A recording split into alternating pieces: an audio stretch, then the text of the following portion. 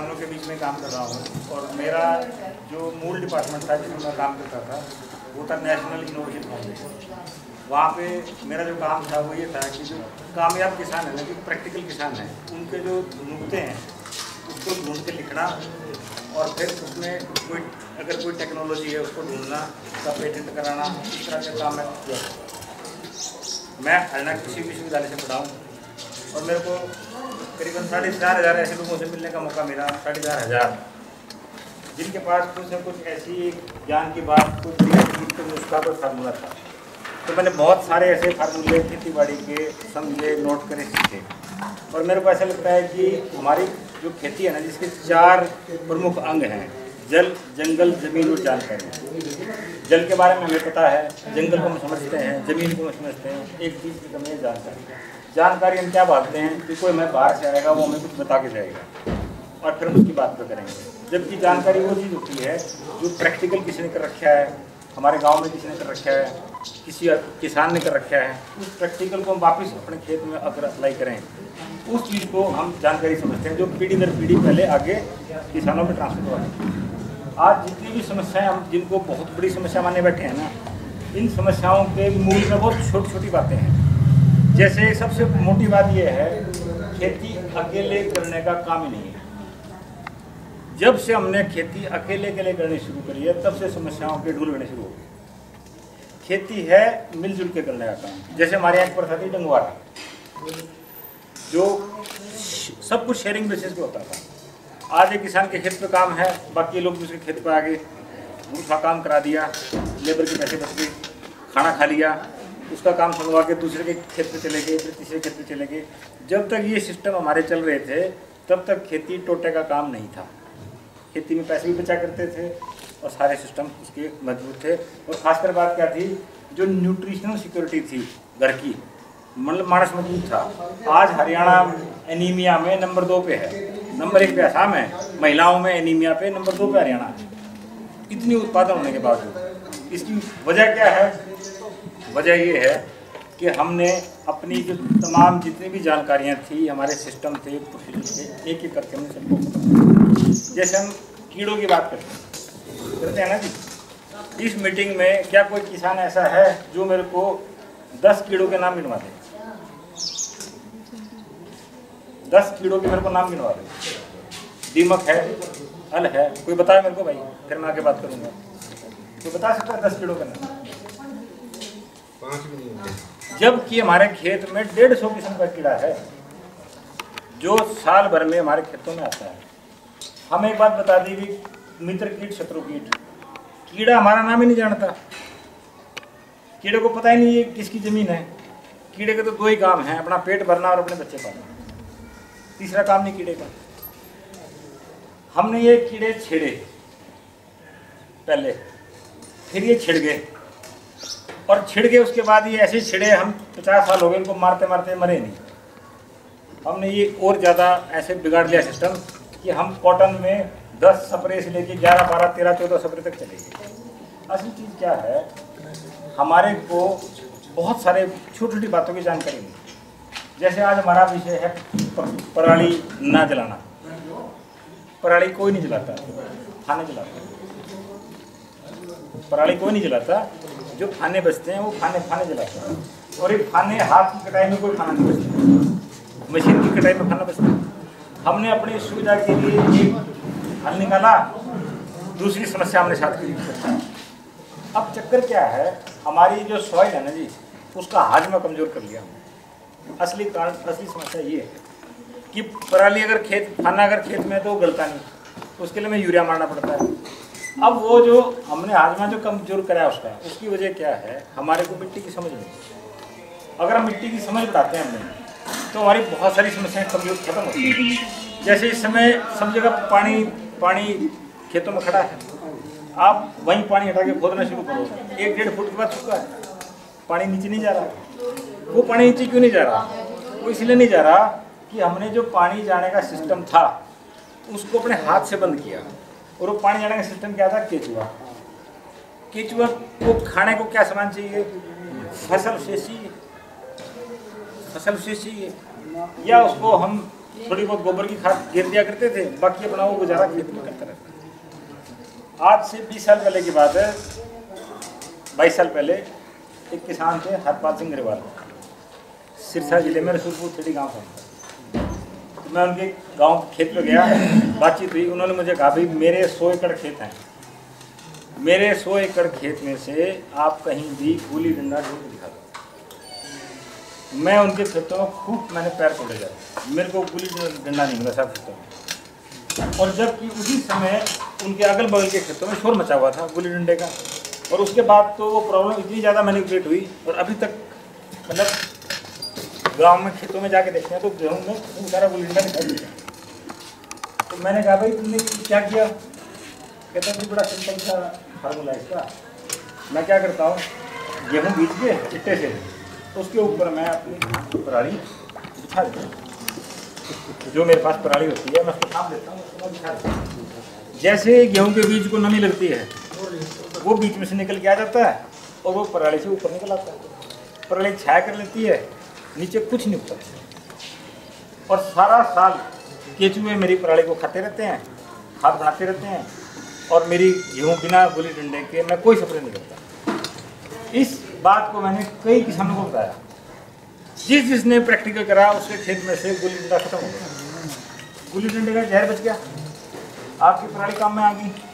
उसके बाद आपने खेतों में केचुओं को जीवन दे दिया, केचुओं ने अपना काम किया। जो भी बरसात आएगी, अनसीजनल रेन आएगी, कैसी भी बारिश आएगी, पानी सीधा ज़मीन के अंदर जाएगा, आपके खेतों में पानी नहीं खड़ा होगा।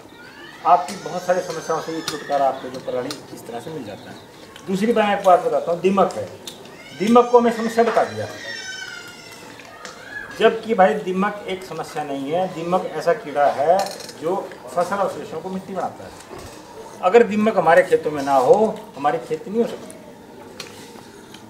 दीमक को छेड़ा कैसे हमने? दीमक को हमने ऐसे छेड़ा, दीमक को हमने जहर डाल के मारना शुरू किया। 99% दीमक मर जाती है, 1% दीमक वो होती है जो अपने आप को अडाप्ट कर लेती है, वो फिर बढ़ जाती है।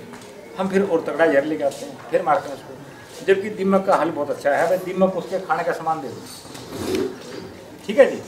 एक बार की बात है, एक जगह राजस्थान में शेखावटी है, वहाँ पे हमारे किसान है सुंदाराम वर्मा जी, वो बड़े आविष्कारिक किसान हैं। तो वो एक बारी कुछ ऐसे ही कभी वो अपने गाँव में खेतों में किनारे जो लकड़ी उगड़ी होती है उनको पलट पलट के देख रहे थे। तो उनकी घरवाली ने पूछा, वो गोबर पाथ रही थी वहाँ बैठ के, तो क्या देख रहे हो? तो मैंने कहा जी मैं ये देखना चाहता हूँ कि दीमक कौन सी लकड़ी को ज़्यादा पसंद करती है। उसने कहा इसमें क्या देखने की बात है, मैं बताती हूँ कौन सी पसंद करती है। दीमक सफ़ेदे की लकड़ी को सबसे ज़्यादा पसंद करती है। तो उन्होंने क्या एक्सपेरिमेंट कराया, 8 टुकड़े सफ़ेदे के 1 एकड़ में इतने इतने टुकड़े काट के डाल दिए, जिस खेत में दीमक का भयंकर प्रकोप था। उसके बाद उसमें उन्होंने फसल बीज दी, सारी दीमक सफ़ेदों के टुकड़ों में लगा, कोई नुकसान नहीं हुआ फसल के। हमने कीड़ों से उनका भोजन छीन लिया अपनी अज्ञानता की वजह से, जिसकी वजह से कीड़े आज हमारे ऊपर हावी हो गए, ठीक है जी। दूसरी बात क्या है, हमारे खेतों में जितने कीड़े हैं इनमें 70% कीड़े मांसाहारी कीड़े हैं जो मांस खाते हैं, और मात्र 30% कीड़े ऐसे हैं जो हमारे पत्तों में से रस चूसते हैं। और जो कीड़े पत्तों में से रस चूसते हैं वो कीड़े भी हमारा फायदा करते हैं। कैसे फायदा करते हैं? हमारे पूरे खेत है ना, पूरी दुनिया के खेत हैं, वो अनड्यूलेटेड है, मतलब एकदम लेवल नहीं है, जिसकी वजह से जब पानी आता है बरसात का तो न्यूट्रिएंट्स जो होते हैं वो फ्लो करते हैं। कहीं न्यूट्रिएंट्स का टोटा हो जाता है, कहीं न्यूट्रिएंट्स ज़्यादा हो जाते हैं। जहाँ न्यूट्रिएंट्स ज़्यादा हो जाते हैं वहाँ पे पौधों के अंदर प्लांट सेप मीठा हो जाता है। अब हमारे को अगर कुछ मीठा खा लेते हैं तो ब्लड में शुगर बढ़ जाती है, तो हम चल फिर लेते हैं, पौधे तो नहीं चल फिर सकते। उन्होंने कीड़ों के साथ अरेंजमेंट बना रखे हैं, वो कीड़े को अट्रैक्ट करेंगे, कीड़ा उसका रस चूसेगा, कीड़ा अपना पेट पालेगा और पौधे में से मिठास को कम करेगा, उसका जीवन वहाँ पे सस्टेन करेगा। उस कीड़े को खाने के लिए प्रकृति ने दूसरा कीड़ा पहले बना दिया। अब आप देखो धान के खेत में मकड़ी के जाले जाले होते हैं, वो मकड़ी का जाला सारा दिन मकड़ी उसमें अपना काम करती है। आप कोई अगर हैवी केमिकल मार देते हो और मकड़ी को ख़त्म कर देते हो तो उसके बाद फिर खेत के अंदर फिर और किस्म की जो बीमारियां हैं, अनकंट्रोल मामला हो जाता है। 1958 के अंदर जब चीन में माओ का राज था तो माओ ने क्या किया, उसने उसको किसी ने समझा दिया कि यार जो चिड़िया है ना, चिड़िया ये अनाज खा जाती है, और ये अगर अनाज ना खाए तो हमारी इतने अनाज की बचत होगी। वो सारे कागजी साइंटिस्ट थे, कागजी कैलकुलेशन थी, समझा दिया उसको जी पूरे चीन में क्रांति होगी, भाई चिड़िया को नहीं खाने देना, चिड़िया मारनी है। उन्होंने वहाँ के किसानों ने उनकी बातों में आके ऐसा सिस्टम बनाया, खेतों में ड्रम बजाने लगे, चिड़िया बैठने नहीं देनी।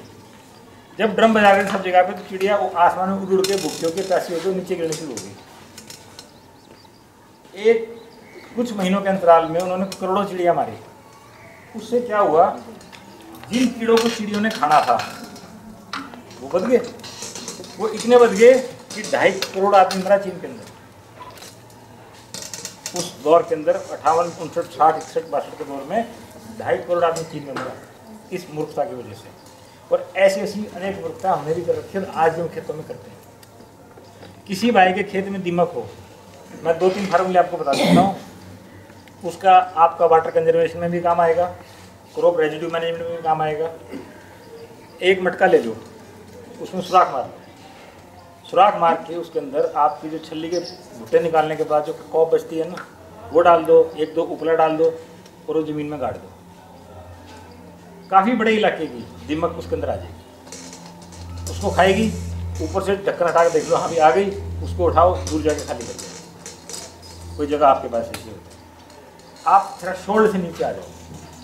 अब एक चीज़ ऐसी होती है जो हमारा किसान नहीं समझता है, उसको बोलते हैं ETL, इकोनॉमिक थ्रेशोल्ड लेवल।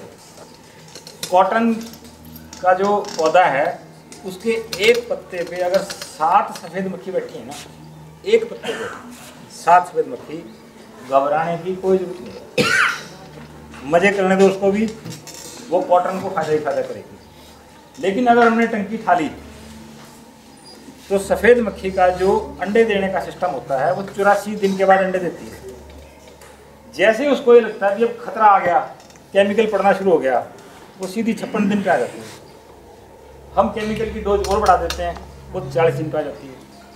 हम और डोज बढ़ा देते हैं, वो 20 दिन पे आ जाती है। लास्ट में वो 7 दिन पे आ जाती है। जब वो 7 दिन पे आ जाती है तो उस समय किसान को वो जहर खुद पीना पड़ता है। जब उसका छुटकारा होता है, इतना कर्जा सिर पर चढ़ लिया होता है। तो एक तो मेरा आपसे निवेदन ये है कि रीड के जो सेंटर्स हैं वहाँ पे हम कीट साक्षरता पे बहुत सारी क्लासेस लगाते हैं।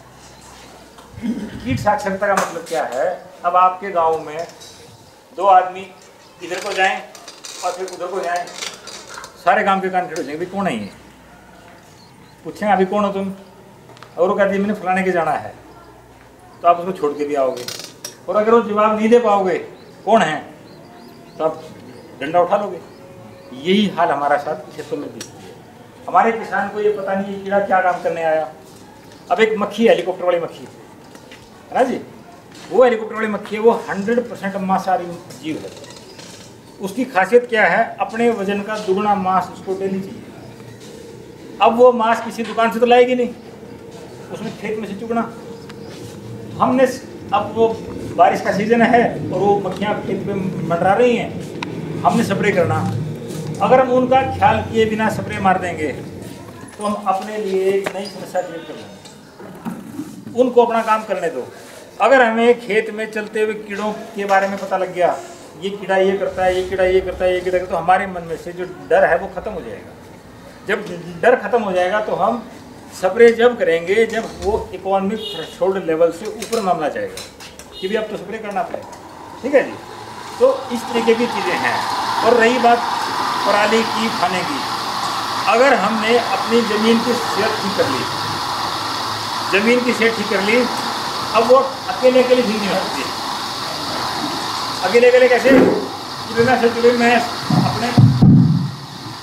अपने खेत के अंदर ही अपना खेत ठीक कर लूँ, पड़ोसी का खेत जो खेत जैसे मर्जी रहने दो, वो खेती में नहीं हो सकता। दुकानदारी में तो हो सकता है लेकिन खेती में नहीं हो सकता। खेती के लिए आपको सामूहिक रूप से योजना बनानी पड़ेगी, जैसे अपने पहले बुजुर्ग बनाया करते। हर चीज़ की योजना थी, कौन से पेड़ लगेंगे, कितने पेड़ लगेंगे, हर तरह का पेड़ पौधा हमारे यहाँ पे मौजूद था। अब जो फसलें गिरी हैं हमारी, ये सिर्फ इसी एरिया में गिरी हैं, यूपी में नहीं गिरी फसलें। क्यों? यूपी में पेड़ ही पेड़ है भाई साहब। आप आधा किलोमीटर भी नहीं देख सकते। यूपी में आप कहीं भी चले जाओ, आप जमीन का आधा किलोमीटर का एरिया नहीं देख सकते, क्योंकि उन्होंने अपने पेड़ नहीं काटे, हमने सारे पेड़ काट दिए। अब उससे जरा सी हवा आती है, मामला साफ। पानी का सिस्टम हमने अपना खराब कर लिया, जोड़ हमने अपने खराब कर लिए। तो गांव की जो यूनिट है ना, गांव की जो यूनिट है, सारे गांव के लोगों को साथ बैठ के अपना प्लान बनाना पड़ेगा। जैसे मैं आपको बताता हूँ, आप सब लोग गैस यूज करते हो, सिलेंडर यूज करते हो ना, जरूरत नहीं है। एक बार छोटी सी इन्वेस्टमेंट करके अपने पैसे से, सब्सिडी के चक्कर में नहीं, एक गोबर गैस का प्लांट लगा दो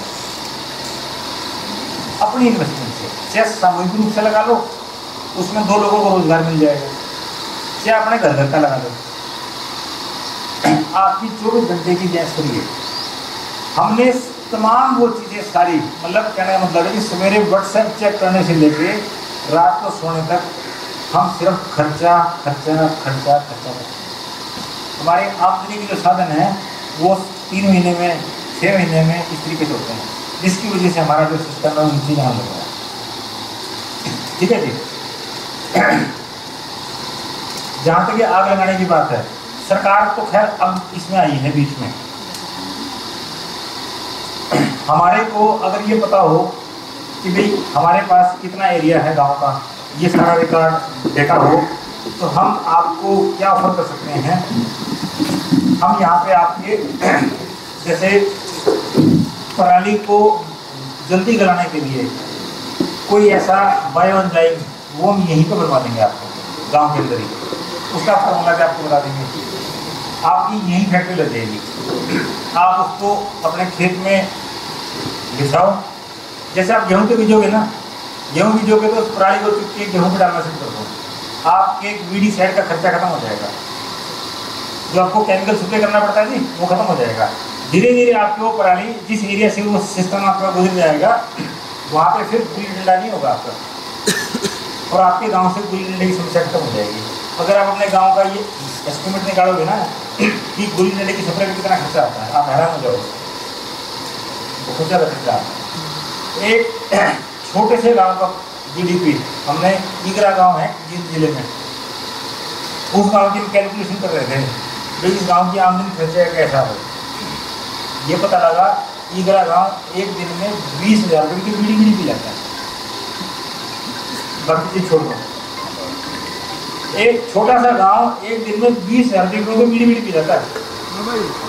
और उस गांव के लोग जब बैंक में जाते हैं, बैंक वाले उनको घुस नहीं देते। एक छोटे से गांव की GDP 10-12 करोड़ रुपए है। हमारे सब गांव की है, लेकिन बात क्या है भाई, हम सब अकेले अकेले खटने लग रहे हैं, और खेती अकेले करने का काम नहीं है, नहीं होगा, भूल जाओ इसको। अपने को मूड चेंज करना पड़ेगा, माइंड सेट चेंज करना पड़ेगा, अपने डिफरेंसेस खत्म करने पड़ेंगे, कॉमन प्लान लाना पड़ेगा पूरे गांव के लिए, तब हमारी बात पड़ेगी। ठीक है जी। हम आपको क्या ऑफर कर सकते हैं, हम आपको टेक्नोलॉजी ऑफर कर सकते हैं। टेक्नोलॉजी वो नहीं जो किसी साइंटिस्ट ने बनाई है, टेक्नोलॉजी वो जिसको किसान प्रैक्टिकली कर रहा है। जैसे मैं आपको खरपतवार का जो जुगाड़ बताता हूँ, सौराष्ट्र में कभी चले जाना घूमने के लिए, सौराष्ट्र में बहुत बड़ा इलाका है, खेतों में एक भी खरपतवार नहीं मिलेगा आपको। जब मैं गया मैं हैरान हो गया, मैंने कहा इतने साफ खेत मैंने जिंदगी में नहीं देखे। फिर मैंने किसान पकड़े, अभी क्या करते हो, बोले जी हमारा बड़ा सिंपल सा फंडा है, हम ऐसे एक लंबी लाइन बना लेते हैं किसानों की, 50-100 किसानों की, और ऐसे ऐसे चलते हैं। खरपतवार उखाड़ा, अपनी झोली में डाल लिया, उखाड़ा और झोली में डाल लिया, खत्म, किस्सा खत्म हो गया। 1 एकड़ खेत को ऐसे चुटकी निकाल लेते हैं, और सारे मिलकर पूरे खेतों को साफ कर लेते हैं। यही टेक्निक एयरफोर्स वाले कभी बड़ा एयरड्रोम पे चले जाना, जब क्योंकि जब जहाज उतरता है, अगर उसमें कोई टुकड़ा, कोई पेच, कोई पत्थर पड़ा होगा तो जहाज के लिए खतरा हो सकता है। वो इतनी बड़ी एयर स्ट्रिप को 10 मिनट में चेक कर देते हैं। 100 आदमी लाइन में खड़े रहते हैं, और ऐसे करके देख के अपनी निगाह से निकाल देते हैं, खत्म हो जाता है। कोई जहर आपको इनसे मुक्ति नहीं दिला सकता। हमें खुद इस तरह के इनिशिएटिव लेने पड़ेंगे, तब ये खेतियाँ सस्टेनेबल होंगी, तब हमें इसमें से कुछ बचेगा। खर्चे करके नहीं बचना कुछ नहीं। ठीक है, तो आज टाइम कम है, मैं सीधे अपनी बात को यहीं रोकता हूँ। मैं यहाँ आता रहूँगा आपके पास इस सेंटर के साथ मैं काफ़ी लंबे समय से जुड़ा हूँ। इसके साथ आपका बहुत बहुत धन्यवाद। नमस्कार।